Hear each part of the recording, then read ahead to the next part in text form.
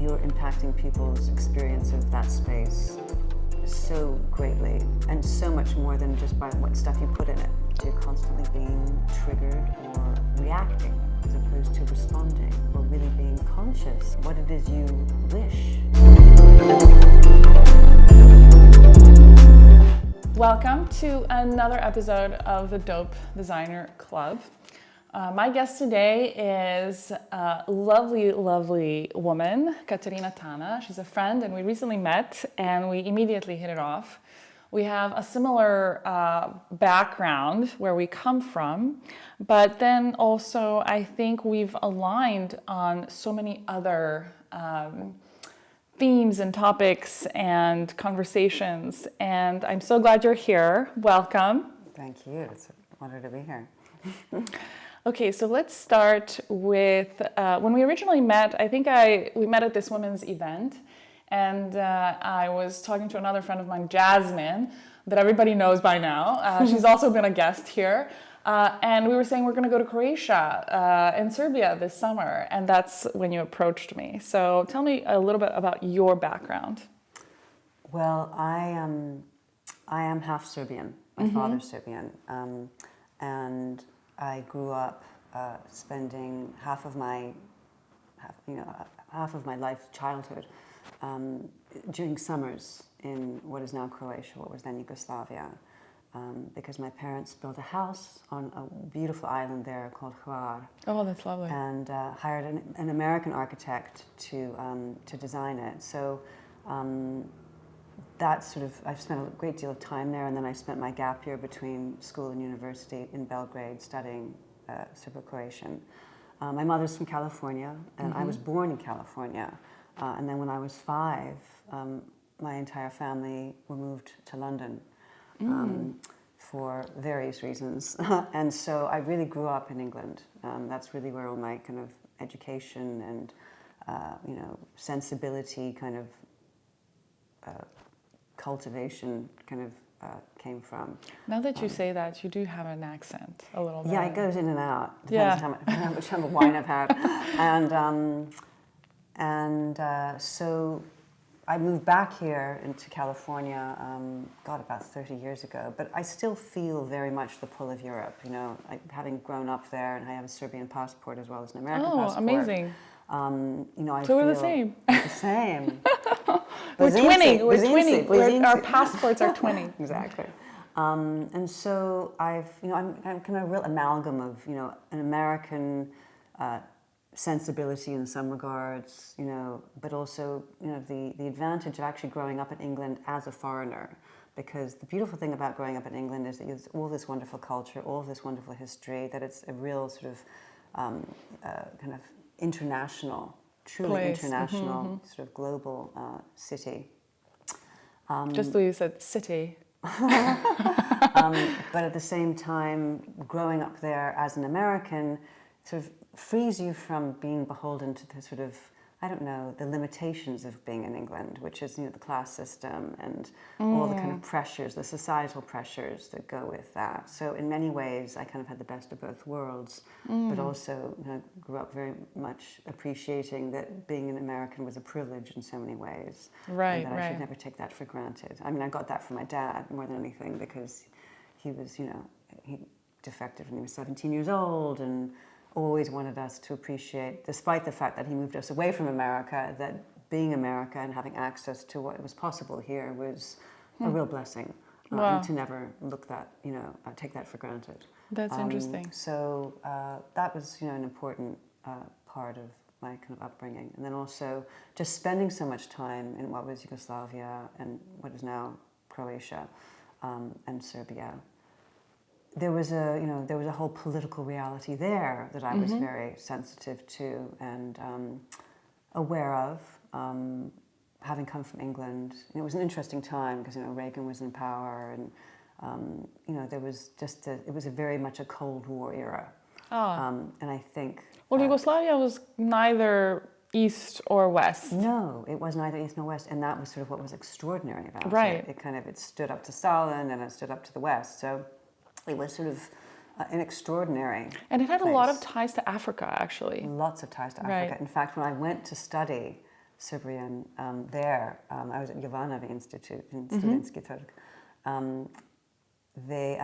All of my classmates were Iranian, African, Greek, Iraqi, because all of those countries, none of them had universities in things like engineering or the sciences, and so their students would come to, Yugoslavia, study language, and then go and study university. And that's there. still happening, actually. Very much so. Yeah, very yeah. much so. There's a lot of international students always, studying in yes. Belgrade. Yeah, and I noticed that too when I was there last year. I noticed that there were Brazilians and people from all over the world. Yeah. I was watching something on like I don't know, Instagram or something like that, where a woman from like the Philippines or like maybe it wasn't the Philippines, but like she was so enthralled with Serbia and Serbian culture, but she came there to study, and then she wants to live there. Yeah, no, I think people, it's a very rich culture, in the sense, and I don't mean that, and I mean that in terms of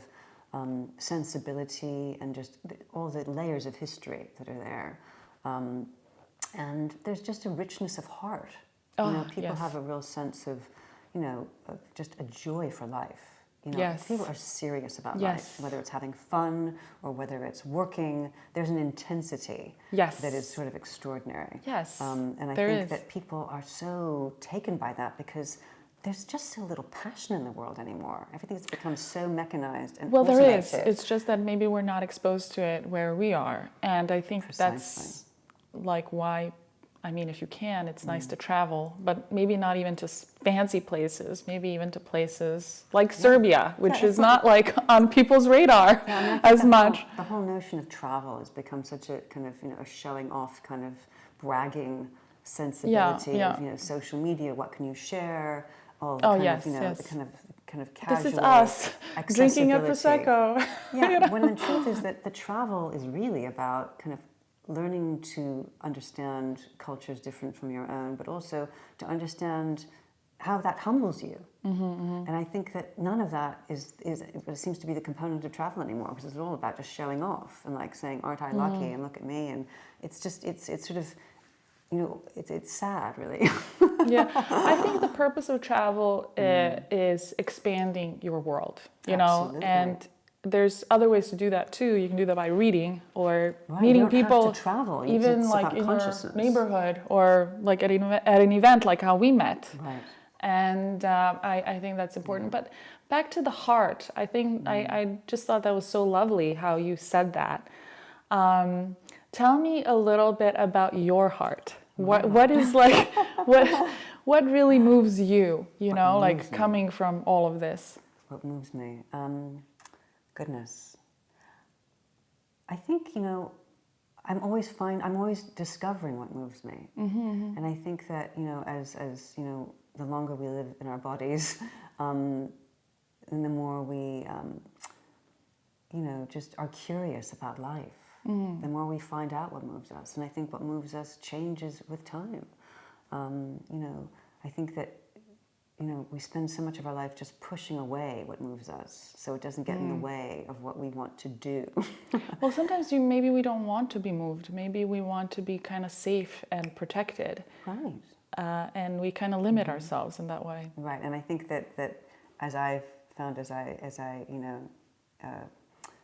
as time passes, I'm more comfortable with allowing what moves me to kind of land, and to be moved by just how much I care about my parents and my sister, and just I guess the things that I'm sincerely value, which is nature and decency and values, really. Yeah. And I think good food and where it comes from and how it's grown and the soil and the things that are really ultimately the only thing that matter, right?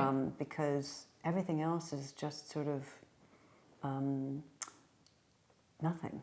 And I think it's we live in a world where it's so hard to just tune out the noise and not get completely gobbled up in the news cycle and the rigmarole and the rubbish. The rubbish. The rubbish. The rubbish. right, let's shift gears a little bit. I Sure. think the other thing that we share is we're both passionate about design. Yes. And what intrigued me about Katerina is that you design with fabrics and you have your own fabric line. And I love fabrics. And I think it's so important what we touch and what we put on our bodies and in our environment. Yeah. And actually, let me just point something out. So Katerina brought these lovely gifts. I'm gonna actually have to stand up to get these other two. So these are, first of all, I love stationery. And she brought this wonderful stationery that's lined with the fabrics and some patterns that she designed. And this is a case for glasses. Right. So I love this. Thank you so much for bringing this. You're so welcome. And I it really feels so appreciate it. good just touching this.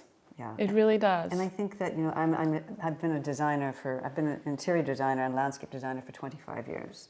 And then 15 years ago, I decided I wanted to find something that I could, generate an income from that was, relevant to the design work that I was doing. And I feel very strongly about not contributing to landfill.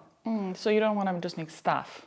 I'm not interested in creating more rubbish. Yes, I rubbish. call it landfill design. Oh, There's yes, this whole okay. mentality of just doing everything every 5 years, redoing it, whereas my feeling is that's sort of the antithesis of good design. Whereas if it's good design, it never goes out of style. My word that I use like probably 8 times a week in conversations and meetings, and some people call me out on it, is timeless. It has to be timeless, right?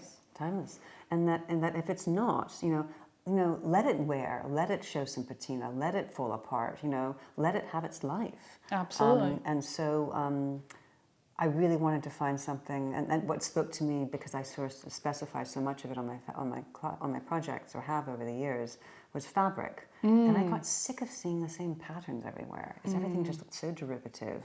And I thought I really want to do something that, first of all, the fabric itself, the content of the fabric is sustainable and natural, and linen, Belgian linen, doesn't need to be irrigated or pesticided.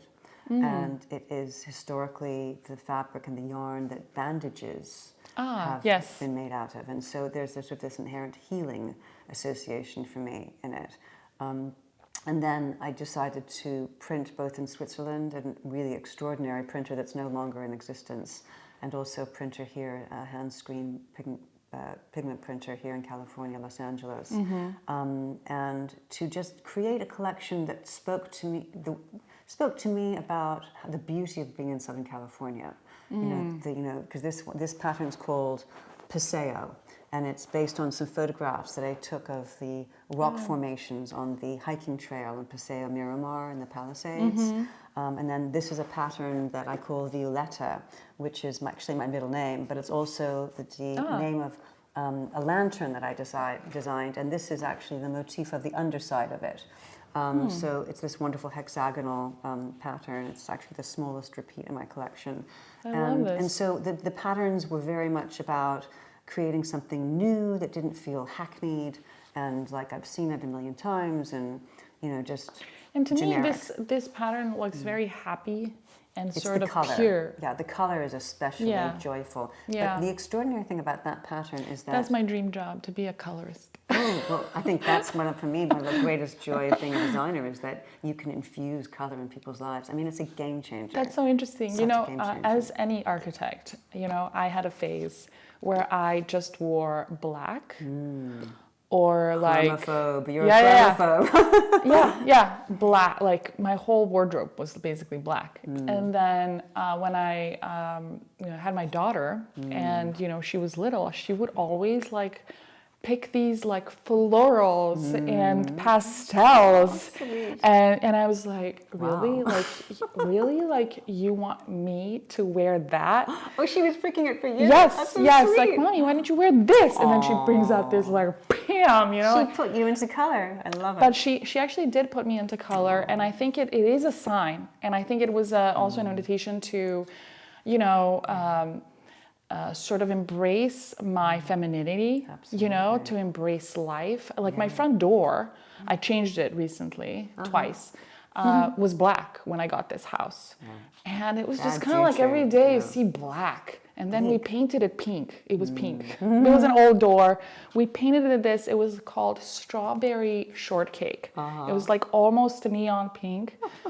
And then we recently changed the whole door. So now it's just like wood. But, you know, like color has such a way to evoke Oh, it's so powerful.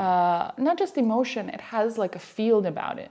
You know? Absolutely. No, it's a game changer. Yeah. I mean, I think, I mean, I love color, but for me, you know, as a designer, it's even more than color, it's light. And that it's, you know, whether it's in a garden or whether it's in a home, if you can really, you know, sculpt a space with light and bring as much light in as possible and let it play through the space during the course of the day, you're impacting people's experience of that space so greatly, and so much more than just by what stuff you put in it. Oh, absolutely. It's really profound, yeah. So the fabrics were have been a great journey. I've got sort of all kinds of plans of what I'd like to do with it, but you know, it's trying to kind of, you know, monetize it and figure out, you know, what that plan is. I mean, it's represented in showrooms, you know, in Los Angeles and London, and I've got designers that reach out to me directly to order it, but it's trying to figure out what the next iteration of it is, because you know, I'm not interested in kind of getting into the whole fashion cycle of coming up with a new pattern every season, because I just, again, that's the whole landfill design thing, and sort of not, and resisting that, but also not kind of completely fighting, you know, the current is a delicate balancing act. Got it. So I guess like what I was going to ask you with the patterns, I guess there's a business side to this too, you know, like, and I think a lot of people who are creative and want to be in design and have all these ideas could really benefit from some, you know, entrepreneurial advice or what kind of advice would you give to somebody who's like a creative? Goodness. I mean, I think I've just like so business blessed. advice. Yeah, business advice. I think it's always about balancing your creativity with just common sense, and also not being too grandiose. I think that, you know, there's always this, especially in America and especially in Los Angeles, this sort of, you know, creative, you know, this aspirational kind of appetite. You know, needs to be a certain amount of drive, but I think it also can completely eclipse, you know, what it is that ultimately is motivating you to create. And what do you want to create? What are you contributing it? You know, creativity in and of itself is something, but you know, how does that manifest itself? Is it turning into tomorrow's junk?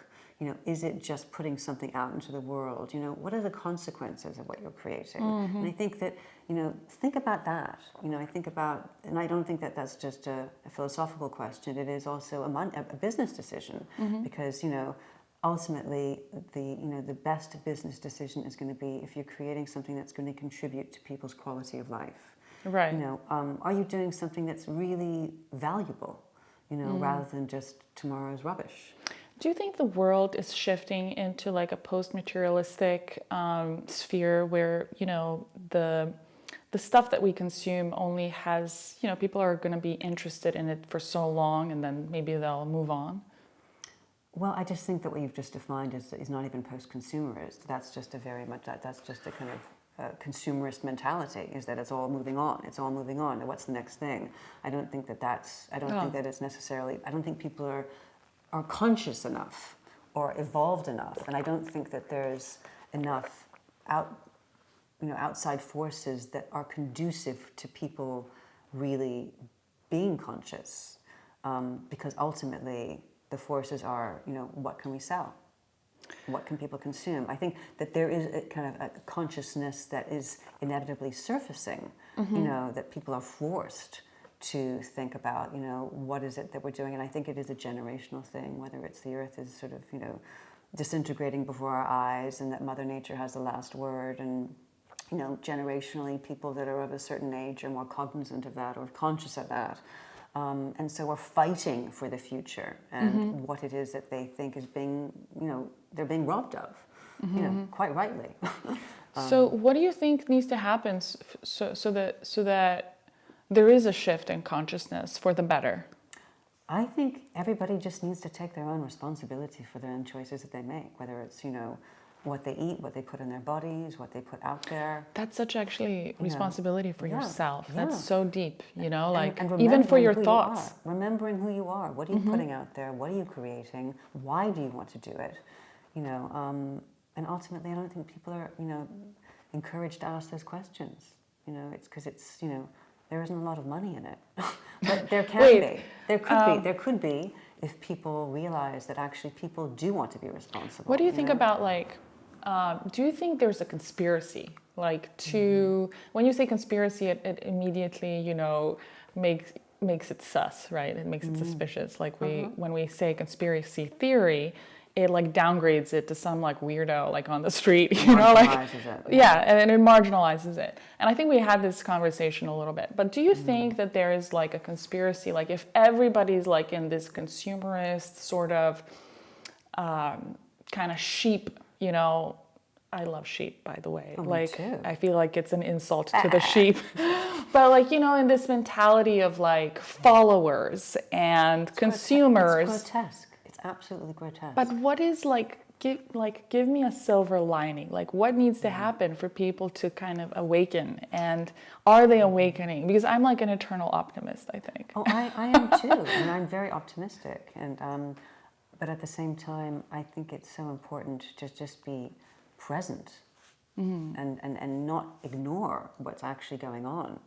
It's not about being negative. I think negative mentality is a vicious cycle, and it's dangerous. And I'm a very positive person, but I think it's really important to just see what's going on, to really see what's going on, not necessarily be negative about it, but just see it for what it is, and then say, that's not what I want. That's not the way I want to do it. Ultimately, it isn't about, having the most friends or having the most followers or being the most popular. It's about being awake and being present to what is real and to feeling truly alive. And it's not going to be about going shopping, and it's not going to be about, having the most likes on Instagram. But, that's, something that people will come to in their own time in terms of being conscious of that or even aware of it. And, life is long. And, I think that so many, there's Actually, is it long?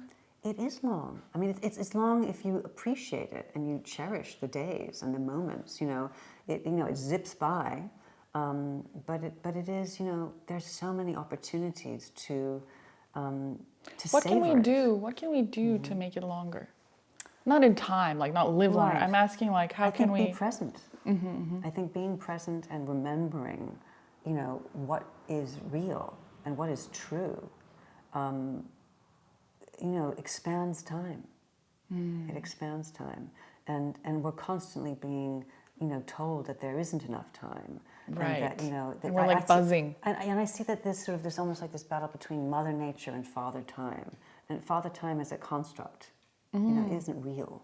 And Mother Nature is. Wow. And Mother I'm Nature getting goosebumps. will always This is a have huge the last thought. word, Yeah. Always. I mean, we're living we We got metaphysical very quickly. So time is a construct. I love that. Completely. Yeah. Completely. Yeah, because I panic. I panic over time. Well, that's natural. It gives me anxiety, Yeah. right? Yeah. Well, there's everything, and well, it's not that time's giving you anxiety. It's all the societal pressures that are there to trigger you. Well, yeah, it's and very to- triggering when you think about it and that to way. compel you to do things just in time because there's not enough time, and Right. and do it before it's too late, and all this pressure. I have so to much live time. a certain way. It's it feels limiting. Where what Very you limiting. said about Mother Nature, how you just even the tone that you're using, makes me feel at ease. It makes me feel like I belong Reminds there. you. It makes me. It relaxes me. Well, it's always there for us. It's just we take it so for granted and we so abuse it and so dismiss it. Right. That that's why it's saying "fuck you" now to us. Right. You ignore me long enough, and I'll show you who's in charge. and that's, you know, it's just going to get louder and louder. Interesting. Wow. Wow. Mark I my feel words. like my head just exploded in a very good way. I'm slightly tearing up over this. Aw. Okay, so we're back. Another passion that we have, although I think that Katerina is way more advanced than me, is sustainability. And we were just during the break, we were talking about how I would love to go shopping with you. So tell us a little bit about your routine that you were telling me. Like you don't use plastic bags, you'll bring your own, Yeah. but even further. Yeah, I just, you know, I will, you know, when I went to the farmer's market this morning, and, you know, I don't take plastic bags with me. I take paper bags that I recycle, so I won't necessarily take the produce from a farmer. If he's handing it to me in a plastic bag, I'll put it in my paper bag and have him weigh it, and then I'll, you know, and then sometimes I'll give them paper bags because I want them to use paper bags, and I keep encouraging them, bring paper bags, don't bring plastic.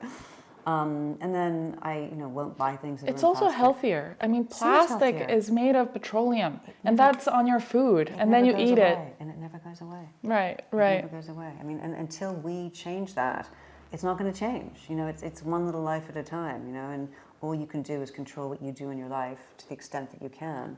So make those decisions. I mean, it takes effort. You have to be mindful. But Yeah, we are consuming way too much plastic. I love how you said, I don't use any plastic, or I try not to use any plastic. You recycle the inserts in your pens right, so that you do, keep the yes. pens. Yeah, I don't buy disposable pens.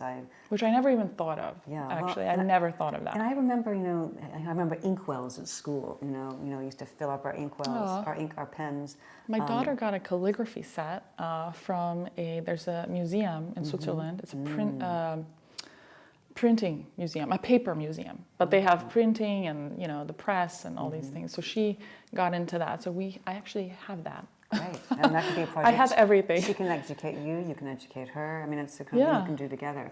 Yeah, but I love, you know, I just get my refills for my pens, and then, you know, I don't throw away, you know, entire pens every month, you know. So Because you write by hand, and that's something else we were talking write by hand. about. And, you know, the difference, you know, what you write when you write by hand, and what you write by, you know, typing into a laptop or even a typewriter, changes based on how you write. Because writing is a physical act. It's not a mental act exclusively. It's a physical act. And there have actually been studies done about how the brain functions differently when you're writing by hand than when you're writing on a keypad. Yeah. So, you know, there's a profound difference in terms of how we experience life, how we create, how we articulate ourselves, how we're conscious, just by dint of how we write. Interesting. Yeah. It seems that it would be what we would write with our hand. It seems like it would be more intimate. Like it would be closer to our core values or thoughts than what we would type. Because if you think about it, typing is a very mechanistic activity. You're like, you know, like, and I think that makes sense. You know, as architects, we use computers to draw buildings where people live and so forth. I sketch a lot, but I use also an Apple pen to sketch on my iPad. On your iPad, right. But rarely would I like draw the whole thing, you know, you know, we have Revit, AutoCAD. I think that also paints a picture on how mechanistic our world has become. Completely. And it's not just our world has become, how we have become mechanistic, you know. Yeah. And if you it's you know, it's a full-time job just paying attention to that. Because if you're being mechanically, you know, influenced, and that's, you know, I'm not just talking about technology mechanical, I'm talking about just all the conditioning that we have in life, whether it's through our family and just all kinds of, you know, sociological forces, you know, that mechanizes you. Right. In terms of it programs you to behave a certain way, to you become a please robot. people. Well, you become less than free. You become, you know, yes, you're constantly being, you know, triggered or reacting as opposed to responding, or really being conscious of what it is that is really, what it is you wish, what is it that you want to, be in life. I love that. I almost have to like pause just to think about what you just said. Because it's very deep, actually, and I like that. I think that we've become robots. I see myself also, like I think, in my life, the way we, like you said, the way we are conditioned. You're, even if it's a good thing, you go to school, you get a career, you get a family. It's very like, it's like like those paint by number things, like where is it art? It's not. It's not. Because you're a robot. Living by numbers. Living by numbers. Yes, living by numbers. But not your own. Yes, so I think it's very important to, like how you said, to be kind of present and grounded and aware. Yeah, and at the same time, kind of checking in with what it is that you're feeling, so it's not just about, what's going on in my head, it's like what's going on in your heart, what's going on in my body, it's a constant juggling. Speaking game. of bodies, this goes back to the fabric, we've talked about, my mom would always say, like, for polyester, like it's like you're wearing a plastic bag, or if you are, or if you're like even a handbag, if it's I think it's called polyurethane, it's, you might as well be wearing a plastic bag. I know this is like you're touching it all the time. You're touching it all the time, and it seems sustainable because an animal didn't die for it, but you will. but you will. But also, like, something that's high quality and is made of leather is sustainable because it's going to last potentially forever. Well, it'll have its life just like we do. you Yeah. know, and it will wear, which is fine because we do. And, you know, that animal didn't probably just die for a bag. That animal probably contributed to some shoes and to some meat and some, you know, so that animal did not go to waste. Mm-hmm. That animal served many purposes. So, you know, I think it's all very well and good to demonize meat and you know, the killing of animals, but I think it's about how mindfully is it done. Mm. Right. You know, and is it being done with a valuing that life, you know, for all that it contributes to our life. You know, if you honor that, then, you know, it isn't a toxic crime, you know, it's a way of honoring nature and what it contributes, you know. Right. And then back to the clothes that we put on our bodies, like one thing that we talked before we started filming was this notion that like fabrics have a field or a vibration to them. So whatever fabric you put on your body, it's going to affect your mood. Like I think this jacket actually has a polyester lining, and I'm feeling it. Like I feel like a little. Your body's cramming. You know, your body can't breathe. Yeah, exactly. It's suffocating your body. I feel like I'm suffocating, but I really like it. I really the like things we do for fashion. I mean, fashion is like, we talk about fashion victim. I mean, it's like, that's the tip of the iceberg. Yes, yes. Or, you know, like Celine Dion in her story about how she wears a shoe size anything from 6 to 12. You know, like that's hilarious. That was a crazy story, yeah. I think of the Chinese women, you know, like with wrapped feet. You know? Oh, yes. Actually, I read a book about that a long time ago in college, and it's crazy what we do for beauty and vanity. Oh, what women are asked to do for beauty and vanity. I don't know that. I think that some of it is exterior pressure. I'm not sure that so much of it's generated from women feeling this is my way of expressing myself, you know. Oh, absolutely. You know, absolutely. How can I fit into these How can I fit into roles? what I have to inject? The shoe, the life, the role, you know. What I have to inject into my face, and like, you know, a lot of painful procedures also. It's you know, it's just all ticking time bomb. Yeah. I do want to talk about theater. Theater. So you have a whole other life. Like, I think this is one of your lives. One of you're like a cat. This is one of your lives. Katerina and I lives.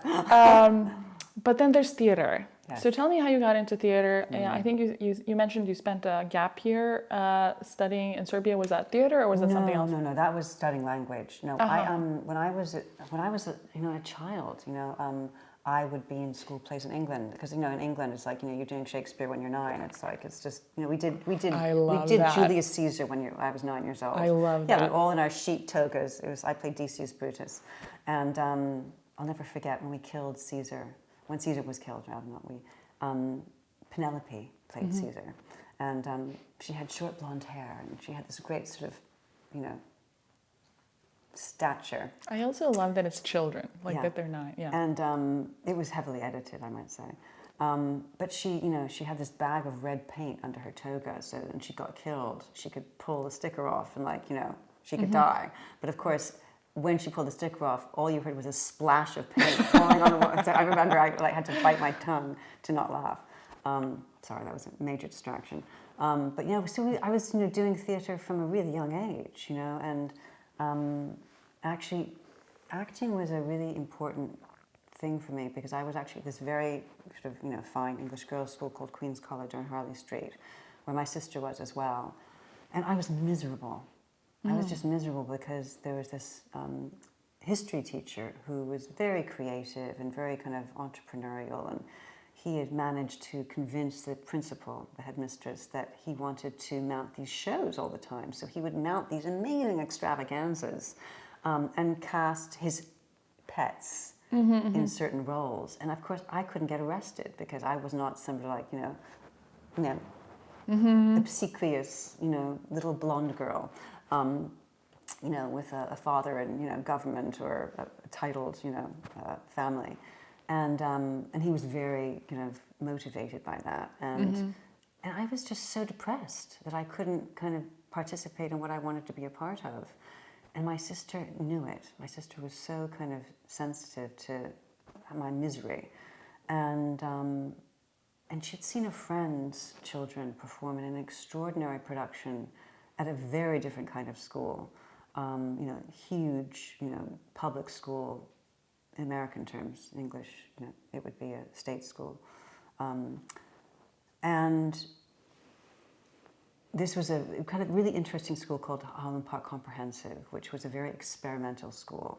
And they had done this magnificent production that they had taken up to the Edinburgh Film Festival, which is a huge accomplishment for a school play. I mean, it was an amateur thing.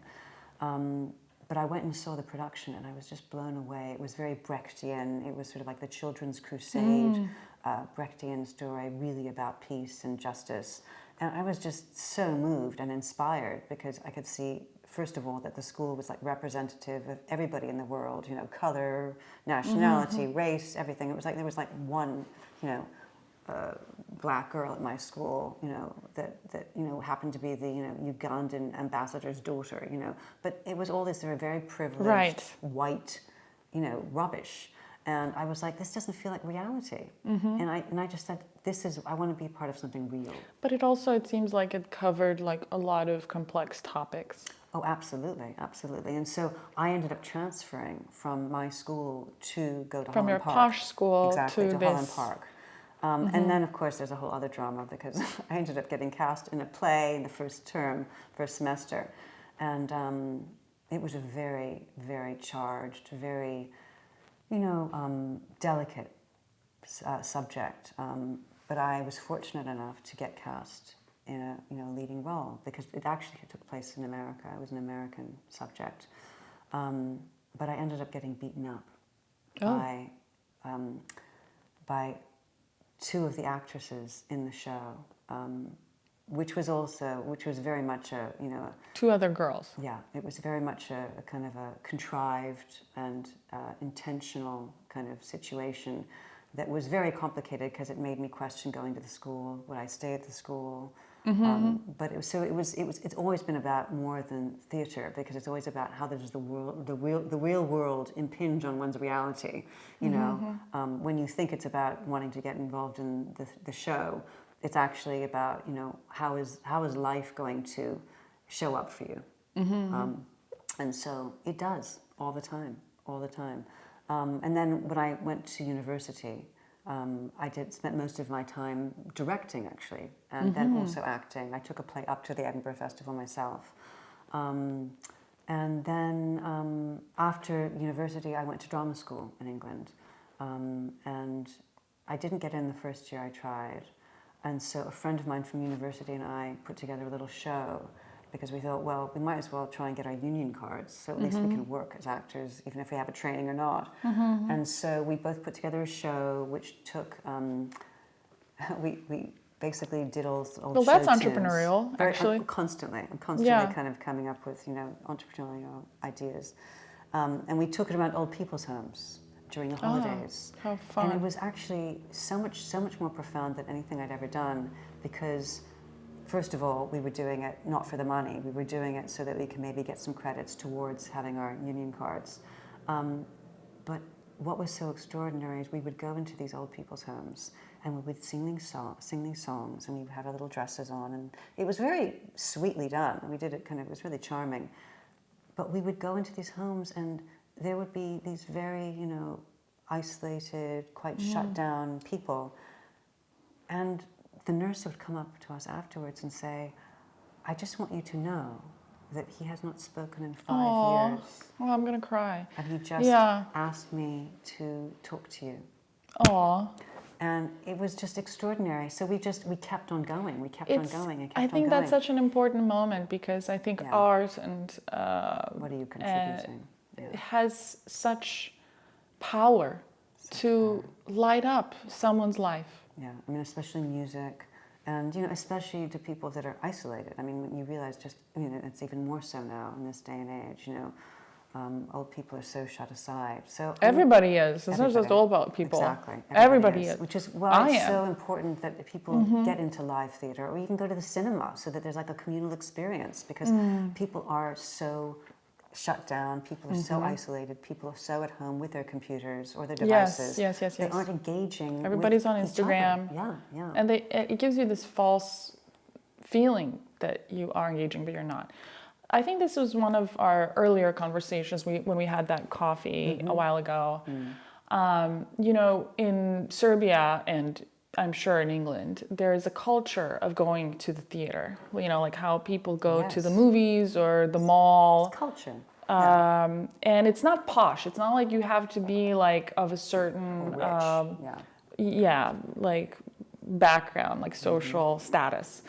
Everybody does it, and it's fun, and it's engaging, and it's relevant, and there's always new plays. Thought-provoking. And it's very thought-provoking, and this medium of theater, it's different than movies, obviously, because, camera captures one aspect of it, and I think when you're there, it's a whole other experience. Well, you're in the moment as a performer, with the audience in real time. Yes. It's an extraordinary exchange. Yes. And I think the actor is receiving it, not just from the actors on stage, but with the audience.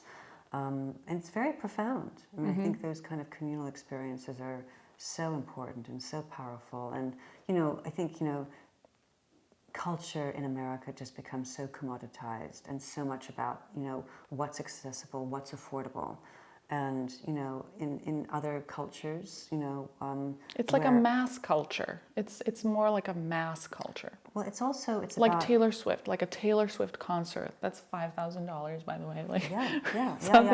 I mean, I'm not critiquing it. I mean, well, that's a valid criticism. I'm sorry, but it's like it isn't. It's like she has wonderful values and she's very generous and she's a decent human being. I mean, I don't know her music from, I would never recognize it because I don't watch TV and I don't, listen to that sort of pop culture. But she seems like a really fine human being. But I'm not even talking about her. I'm really talking about just a society that values real culture. That, so much of culture in America is, subsidized by a fraction of it subsidized by the state or the government in terms of valuing it. So much of it's about, supported by private foundations and individuals and, art. And that's basically bled into the rest of the world, with the whole kind of, Thatcherism and the whole kind of Reaganomics and, Can you explain that? Can you explain Thatcherism and Reaganomics? Yeah, I mean, I think it was very much the trickle-down economy, the idea that, if the rich have more money, then it'll find its way down into society, when the truth is that that's hogwash, it's rubbish. And I think that, now in time, that's become really obvious. But of course, we live in this dinosaur age where that is an idea that people are just not willing to let go of. That as long as they think it's true, they'll die on their sword, to support it. But it really is, But I think ignorance. culture, is it something that needs to be like on the other side of the spectrum? Is it something that is maybe more organic? That's something that can like sprout from, people like us or Ahnaf or, Oh, absolutely. you know what I mean? Like traditionally speaking, culture is a vernacular. Yes. Well, culture is not something outside us. Culture is something within us, and it's we're manifesting culture all the time with our creativity. Right. I mean, whether it's good culture or toxic culture is what we have to ascertain. We have to be able to read what is of worth and what isn't. But culture is just everything out there that we've put out there. Whether it's all of value, is something that we have to decide and pick and choose. What are the things that we do value, that we want to surround ourselves with, that we want to share with others, that we want to, spread the word on. Yeah. I love that. We're reaching kind of the end of our filmed conversation. But I would like for you to maybe share some projects or things that you're excited about in your own like creative realm. Well, I write a lot. I'm actually writing a number of things at the moment, all of which will end up probably being in different formats. I made a short film a couple of years ago, which I wrote, directed, and acted in. That was an enormous accomplishment. It was the hardest thing I'd ever done in my life, but it was also the most fulfilling because it allowed me to kind of combine all of the things that I've got a talent for, and that I am fluent in, whether it's design, visuals, performing, writing. I love that. All of that. And so I've been a little hijacked for the last few years since I did that for reasons that I will not go into. But I've wanted to develop that idea and premise into either a series of short stories, whether just as written short stories in prose, or a series of short films that could end up being a series. And that's just something that's near and dear to my heart. I love that. That's about some family history. And I'm also writing, at the moment it's just prose, about something that I've been going through for the last few years, but it very much taps into where I live in Venice Beach, because I live in one of the oldest houses in Venice. It was built in 1889. Is it haunted? It wasn't. It isn't haunted, but the person that I bought it from passed away in it, and actually had this habit of sleeping in a tub of water, and apparently was found dead in the tub. Yeah. Yeah. Well, it's October, so it's topical. It's topical. That's right. So it's Halloween. So that's sort of a story. There is a horror element to it, I think. It's called Venice of America. And there's a whole kind of, jump back in time, forward in time, present tense. Amazing. Story. So I'm working on that. I've got constantly working on something with my fabric. I'm actually developing wallpaper from my patterns. I like wallpaper. Well, I've realized that it's actually a much more affordable way for some people to get pattern into their life, and so I feel like that's a good way of being able to kind of popularize the designs. And so I found a wonderful printer in America that can do that for me. So I'm excited about that. And I'm always working on developing, new clients. I'm just finishing up a project in New York for some clients of 18 years who I adore. Isn't that crazy how clients, I'm friends with a lot of my clients, how clients become friends, but Yes. friends rarely become clients. That's interesting. Well, I have had both. I've had Yeah. both. I've had friends become clients, and I've had clients. All of my clients have become friends, actually. I've never had a Same. Like they're some of my best friends. Well, you're in their life. I mean, it's such an intimate And it's a thing very to be a intimate part of. thing, right? So intimate, yeah. And it's such a privilege to be, part of people's lives. And Absolutely. people really value what you bring to their life, because in many ways you're educating them. You're recreating their life in a way that, I have clients whose children will just, their clients will tell me that their children will, ask about me all the time because they know what a difference I made in the entire Aw. family's life. That's sweet. Sweet, I yeah. love that. Yeah, yeah. I love that. So, and then you see, I've seen these people's children growing up from the age of 5 to, getting married, so it's been fascinating to watch that, and see them evolve, and see them evolve as, art collectors and traveling the world, and it's really interesting. No, it's a great insight into people. But, when people ask me what I do, I just say, I save you alimony. Because if you're doing a house or an apartment and you don't where everybody's happy, absolutely, it can get very expensive. Yes, divorces are expensive. Yeah. Well, on that note, it was so lovely having you. You're such a wonderful spirit, wonderful light. I've enjoyed every second of this conversation. Me too. And I know we can probably continue forever, but there are limitations. Father time. Father time, yes. God damn that father time. But with that, thank you so much for coming. Thank you. Yeah.